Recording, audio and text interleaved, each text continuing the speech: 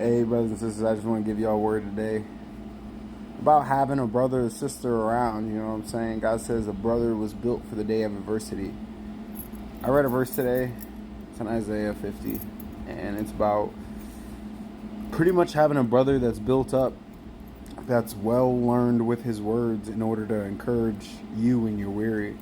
And I even experienced that today. A brother had reached out to me, and I got blessed. Nonetheless, God talks about going to a friend who's nearby than a brother that's far away. Some of y'all have built communities online, and those are your only brothers, people that you don't actually live with or walk with or really know. And I'm letting you know those aren't the brothers that are supposed to be your inner circle primary. Yeah, Christ and John and them, they were traveling around here and there and separated at times, but they would see each other rather than only having digital fellowship online and calling that your brotherhood. People you've never met that, yeah, you get on together and maybe you Skype or talk or text or chat or whatever in order, Discord, in order to have fellowship or talk. It's not the same as having an actual brother or sister in Christ who you know and live with. Maybe you go surf with, maybe you hit the gym, maybe you walk, maybe you get coffee together, maybe you go to church together, maybe you work together, maybe you have dinners and lunches and breakfast together, maybe y'all like live together and you get to see the good, the bad, the ugly, and the awesome of each other, but you work out each other's like iniquities through like correction, right? Like you realize, hey bro, I can tell you've been short-tempered lately. Like I gotta call you out of love, bro. You know what I mean? Like things like that. That's love. God says open rebuke is better than hidden love. So sometimes you're gonna have to call out your brother who you live with, and you're gonna know them well because you live with them. As the contrast, yeah, these people that you have fellowship with online only, and you call them your brothers and sisters who you don't even really have fellowship like that.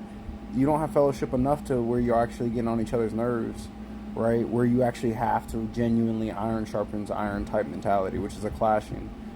No, that happens with the people that are close to you. And those are the ones that Messiah wants you to be locked arms with. That's why he says, run to a friend who's nearby than a brother who's far away. Nonetheless, I say this because, yeah, I just want to encourage y'all to have that, because it's not like a rebuke here, really. It's an encouragement. It's exciting. Having fellowship with brothers and sisters nearby is a blessing, man.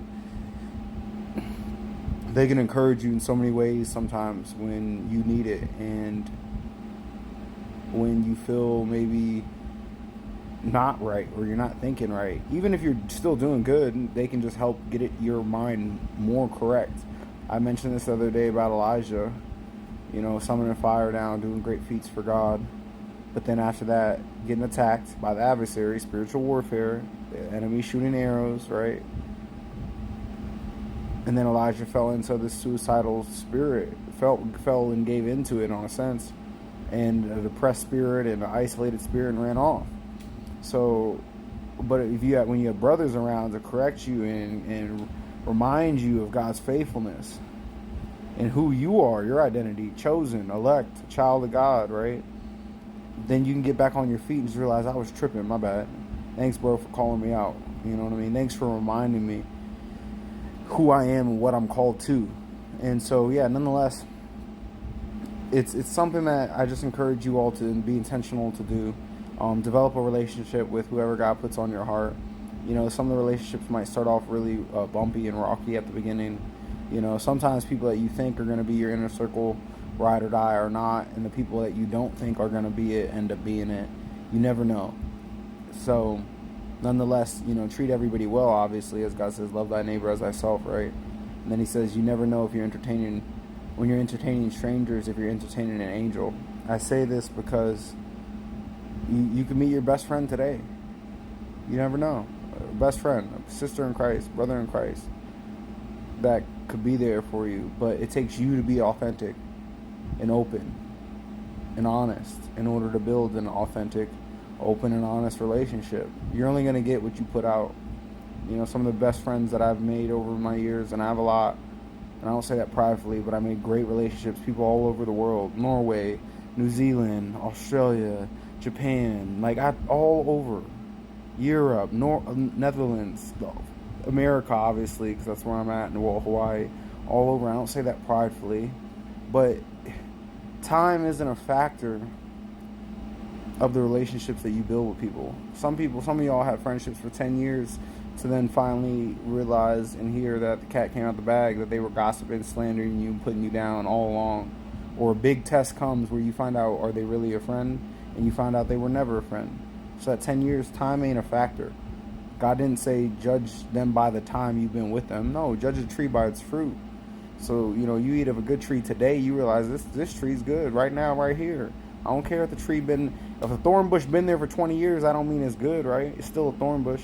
So I just encourage y'all maybe to leave the trees that are corrupt, and be willing out there to be praying and searching for trees that are good and eat of their fruit. It's their fruit. It's their labor, their faithfulness day in and day out that you're going to eat of.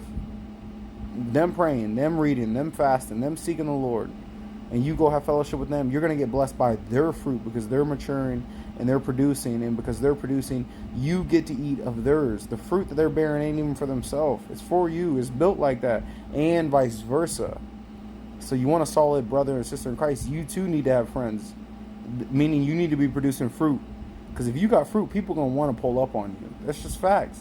It's food, and it's good food. They're like, oh, I'm trying to get something from this dude, from this girl. She got some bomb fruit, you know what I'm saying? So it's really that simple, and once again, that's back to the treat others how you want to be treated, If you want good fruit and encouragement from your brothers and sisters, and you want love and selflessness and ride or die mentality, you too need to be that example first, and God willing, inspire them to do that back to you. And it's so cool. It's so beneficial for both parties and all parties involved when you find your comrades. David had his shield bearer, what I believe his name was Jonathan, and they were ride or die. It talked about, I think his name was Jonathan. It talked about he loved him more than a man loves a woman. I don't know nothing about that now, but it talks about that. So yeah, I don't know how all that looks, but I mean, I am starting to have a brother that I'm very encouraged by. And it's cool watching them grow and I've seen a lot of brothers grow, but certain people you'll walk with longer, so the relationship will be deeper. But yeah, I just encourage you all to find somebody like that and stoke each other on, watch each other grow, be each other's, cheerleaders in a sense, you know what I mean? And inspire and push and provoke each other to love and to keep going. Even if they hit a new goal, awesome, but what's next? Not in a crazy striving mentality, but in a what can't God do? You know what I mean? So nonetheless, I just share that with y'all because I don't want y'all to be alone in these journeys. And I know a lot of people out here I meet every day, and I know y'all are struggling. Who's not struggling? It's a war. You know what I'm saying? Like, the suffering is the one thing we can all relate to. So regardless, I say suffer well, trust Christ, obey Christ, don't get caught lacking, don't get caught alone. Have your comrades, the body, one mind, one spirit. Yeah, we're different members, but yet one body. So don't be thinking you're better than anybody else or worse in a sense, but, find your people. Pray for your people. God bless.